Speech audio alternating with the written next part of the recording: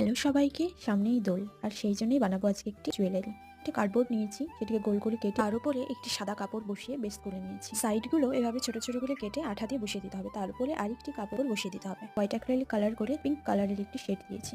এবারে আঁকবো কিছু পলাশ ফুল। এই প্রথম আমি হ্যান্ডমেড জুয়েলারি বানাচ্ছি। জুয়েলারি বানানোর জিনিসপত্র আমার কাছে নেই, তাই হাতের কাছে যা পেয়েছি তাই দিয়ে বানানোর চেষ্টা করেছি। ওই যে বলে না, ইচ্ছা থাকলে উপায় হয়, সেরকমই। বসন্তকালে আকাশের রং যেমন হয় সেটাও একটু করে আঁকিয়েছি আর নিচে লিখে দিয়েছি বসন্ত।